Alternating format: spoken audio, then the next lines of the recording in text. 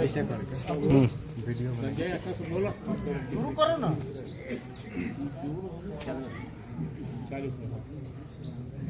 आप वैशाली प्रखंड के आए हुए हमारे राजद के तमाम मजबूत सिपाही, कार्यकर्ता और नौजवान साथी सबों का मैं हार्दिक अभिनंदन और क्रांतिकारी जय भीम करता हूं। साथ ही जिसके मुद्दे पर हम लोग बैठे हैं और जिसका नेतृत्व हमारे गर्जियन, हमारे पार्टी राष्ट्रीय जनता दल के पुराने नेता और हम लोग के नेता और हमारे पार्टी के अध्यक्ष माननीय हम लोग के गर्जियन रामाशीष राय जी का भी मैं तहे दिल से धन्यवाद करता हूं कि जिन्होंने इस मुद्दे पर हम सबको एकत्रित करने का काम किया। साथियों, यह हमारे लिए गर्व का बात नहीं है कि हम लोग जिस मुद्दा पर बैठे हैं उसलिए इस शर्म की बात है।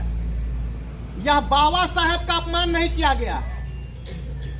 नजरिया बदलिए तो देखिएगा कि प्रत्येक उस दबे कुचले, प्रत्येक उस बेटे को, प्रत्येक उस बेटी को, प्रत्येक उस महिला को जिसने बाबा साहेब ने जिसको अधिकार दिया पढ़ने से, लिखने का, बोलने चलने का, कुर्सी पर बैठने का, अधिकारी बनने का, मुखिया बनने का, समिति बनने का, उन सबों का अपमान किया गया। यह बाबा साहेब का अपमान नहीं है, वो हमारा आप सबका अपमान है। अगर हमारा पूर्वज का कोई अपमान करता है तो हम कैसे बच जाएंगे? तो ये नजरिया बदलिएगा तो यह बाबा साहेब का अपमान नहीं है, हमारा आपका सबका अपमान किया गया है माननीय अमित शाह द्वारा।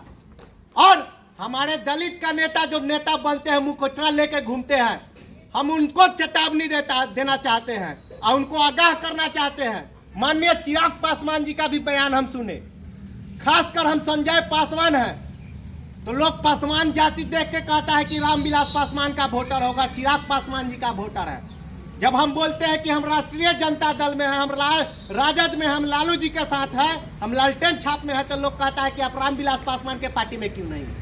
अरे हम क्यों रामविलास पासवान के पार्टी में रहेंगे? क्यों उनको मदद करेंगे? जब हमारे पूर्वज को गरियाया जाएगा, हमारे पूर्वज को सताया जाएगा, हमको अपमानित किया जाएगा और उसके बगल में हमारे चिराग पासवान जी बैठ के तमाशा देंगे, जीतन राम मांझी जी तमाशा देखेंगे, नीतीश कुमार जी तमाशा देखेंगे, तो उनके साथ अगर वो अंधा है तो क्या साथ साथ हम लोग भी अंधा हो जाए?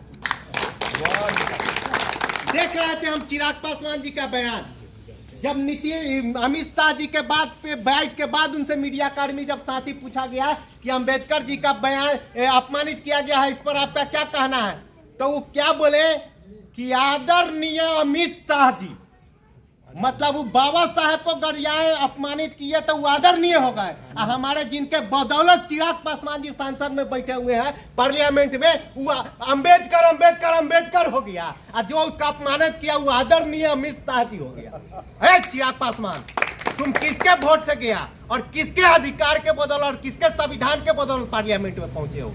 पहले इसका जवाब दीजिए आप चिराग पासवान जी। आप जिनको जो बाबा साहेब का अपमानित किया वो आपके लिए आदरणीय हो गया और जिसके संविधान से आप वो पार्लियामेंट में पहुंचे, खुद अमित शाह उस पार्लियामेंट में उस संविधान के बदौलत पहुंचा है, वो आपके लिए आदरणीय हो सकता है, हम लोग के लिए आदरणीय नहीं हो सकता है। इसलिए हम लोग कड़ी शब्दों में माननीय अमित शाह, चिराग पासवान जो दलित के नेता बनते हैं और जीतन राम मांझी जी, नीतीश कुमार जी जो लोग मुखौटा पहन के बैठे हुए कि हम दलित का नेता है और बैकवर्ड का नेतृत्व करते हैं, तो यह झूठा मुखौटा पहनने से नहीं होगा।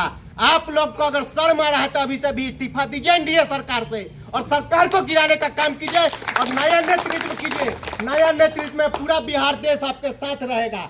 हम लोग कड़ी शब्दों में अमित शाह शर्म करो, अमित शाह शर्म करो, शर्म नहीं तो डूब मरो, अमित शाह शर्म करो, अमित शाह इस्तीफा दो, अमित शाह इस्तीफा दो, चिराग पासवान हाय हाय, चिराग पासवान हाय हाय, नीतीश कुमार शर्म करो, जीतन राम मांझी जी शर्म करो, अरे शर्म नहीं तो डूब मरो, बाबा साहेब अमर रहे, जब तक सूरज चांद रहेगा, जब तक सूरज चांद रहेगा, भारतीय संविधान अमर रहे, भारतीय संविधान अमर रहे, बाबा साहेब अमर रहे। बस इन चंद शब्दों के साथ मैं आप तमाम साथियों को फिर से क्रांतिकारी जय भीम, जय भारत, जय संविधान के साथ अपनी वाणी को विराम करता हूं।